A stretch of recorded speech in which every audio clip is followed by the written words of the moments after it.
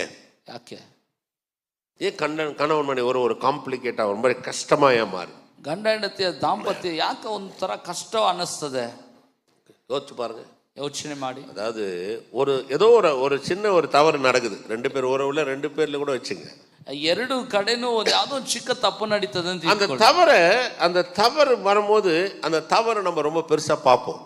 ನಡೆದ ತಪ್ಪನ್ನು ದೊಡ್ಡದಾಗಿ ನೋಡ್ತೇವೆ. ஆனா அந்த தவறின் மத்தியில கடவுள் நமக்கு இவங்களை நடத்திட்டு வந்தாரே, நம்மளை கொடுத்தாரே, இம்மட்டும் செய்திருக்கிறாரே என்ற பழசெல்லாம் மறந்துடுவோம். ಆ ತಪ್ಪಿನ ನಡುವೆ ದೇವರು ಇದೆಲ್ಲ ಮಾಡಿದ್ರಲ್ಲ, ಈಗೆಲ್ಲ ನಡೆಸ್ತಾ ಬಂದ್ರಲ್ಲ ಅಂತ ಹಳೆವುಗಳನ್ನ ಮರ್ತೋಗ್ತಾರೆ. ரெண்டாவது பாருங்க, ஒருத்தருக்கு ஒருத்தர் நிறைய உதவிகள் நடந்திருக்கும். ಎರಡನೇದು ಈ ಒಬ್ರಿಗೊಬ್ರು ಒಂದು ಸಹಾಯಗಳು ನಡೆದಿರ್ತದೆ, நிறைய உதவிகள் நடந்திருக்கும், ತುಂಬಾ ಸಹಾಯಗಳು. ஆனா எல்லாவற்றையுமே அந்த ஒரு பிரச்சனை வரும்போது பாருங்க, எல்லாத்தையும் உடைச்சி மெதிச்சு அதை சுக்குநூறாகி. ಆದ್ರೆ ಒಂದು ಸಮಸ್ಯೆ ಅಂತ ಬರುವಾಗ ಎಲ್ಲವನ್ನು ತುಳಿದು ಅದನ್ನು ಏನಿಲ್ಲದಂತೆ ಮಾಡಬಹುದು. ஒரு நிமிஷம் யோசிச்சு பார்க்கலாம்.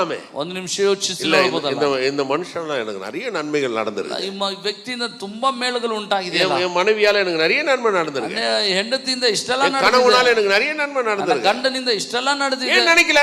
ಯಾಕೆ ನೆನೆಸಿಲ್ಲ? ஏன் நினைக்கலன்னா நம்ம நினைக்கிறதுக்கான வாய்ப்பு இருதயத்துல கொடுக்கல. ಯಾಕೆ ನೆನೆಸಿಲ್ಲ ಅಂದ್ರೆ ನೆನೆಸಲಿಕ್ಕೆ ಬೇಕಾದಂತ ಸ್ಥಳವನ್ನು ಹೃದಯದಲ್ಲಿ ಕೊಟ್ಟಿಲ್ಲ. நம்ம என்ன பண்ணுவோம்? ನಾವೇನ್ ಮಾಡ್ತೇವೆ? அந்த பிரச்சனையை தூக்கி கையில வச்சு நிப்போம், ಸಮಸ್ಯೆಯನ್ನು ಕರದಲ್ಲಿ ಎತ್ತಿ ನಿಲ್ತೇವೆ. எப்படி ಇದು நடக்கலாம்? ಹೆಂಗಿದ್ ನಡಿಬಹುದು? எவ்வளவு நன்மை வந்திருக்குதே, ಎಷ್ಟೋ ಮೇಳುಗಳು ಬಂದಿದೆಯಲ್ಲ, அந்த நன்மையில நினைச்சா ಆ ಮೇಳುಗಳನ್ನೆಲ್ಲ ನೆನೆಸಿದ್ರೆ இந்த தவறை நம்மால சரி பண்ண முடியும். ಈ ತಪ್ಪನ್ನು ನಮ್ಮಿಂದ ಸರಿ ಮಾಡ್ಲಿಕ್ಕೆ ಆಗುತ್ತೆ. நம்ம என்ன செய்வோம்? ನಾವೇನ್ ಮಾಡ್ತೇವೆ? நீங்களே கொஞ்சம் சிந்திச்சு பாருங்க. ನೀವೇ ಯೋಚನೆ நினைச்சு பார்த்துப்போமா? ನೆನೆಸಿ ನೋಡಿರ್ತೇವಾ?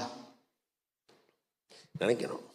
ನೆನೆಸ್ಬೇಕು. இதே மாதிரிதான் கர்த்தர் கூட பாருங்க. ಇದೇ ರೀತಿ ಕರ್ತನು ಕೂಡ கர்த்தருடைய நம்முடைய வாழ்க்கையில தேவன் ஒரு நோக்கத்தை வச்சு நடத்திட்டு போறார். நம்மால ದೇವರು ತನ್ನ ಉದ್ದೇಶ ಇಟ್ಟು ನಡೆಸಿಕೊಂಡು ಹೋಗ್ತಾರೆ. சில நேரத்துல சில சம்பவங்கள் நடக்கலாம், ಕೆಲವು ಬಾರಿ ಕೆಲವೊಂದು ಘಟನೆಗಳು ನಡೀಬಹುದು, நிச்சயமா நடக்கலாம், ನಿಶ್ಚಯವಾಗಿ ನಡೀತದೆ. ஏன்னா இந்த பூமியில நமக்கு எதிராளியாக ஒருத்தர் இருக்கிறான். ಯಾಕಂದ್ರೆ ಭೂಮಿಯಲ್ಲಿ ನಮಗಾಗಿ ವಿರೋಧಿಯಾಗಿ ಒಬ್ಬನಿದ್ದಾನೆ. பிசாசுடைய வேலை எப்படி நம்ம வாழ்க்கையில ஒரு நிலை இல்லாத காரியம், வெற்றி இல்லாத காரியம், சமாதானம் இல்லாத காரியம் இதெல்லாம் நடக்கணும்னு அவன் என்ன செய்யற, ஏதோ ஒரு சில காரியங்களை அனுப்புறான். ನಮ್ಮ ಬಾಳಲ್ಲಿ ಸೈತಾನನು ನೆಲೆ ಇಲ್ಲದ ಕಾರ್ಯಗಳು, ಸಮಾಧಾನ ಇಲ್ಲದ ಜಯಭರಿತವಾದ ಕಾರ್ಯಗಳೆಲ್ಲ ಉಂಟಾಗದಂತೆ ಏನಾದ್ರೂ ಒಂದನ್ನು ಕಳಿಸ್ತಾನೆ. உடனே அந்த காரியத்தை வச்சு பரவாயில்ல, நிறைய பேர் ஜபத்தை விட்டுருவாங்க, ಕೂಡಲೇ ಆ ಕಾರ್ಯಗಳನ್ನ ಇಟ್ಟು ಪ್ರಾರ್ಥನೆಯನ್ನ ಬಿಡ್ತಾರೆ, ஆவிக்குரிய வாழ்க்கையை விட்டுருவாங்க. ಜೀವಿತ ಬಿಡ್ತಾರೆ. ஆனா கர்த்தர் அப்படி இல்ல.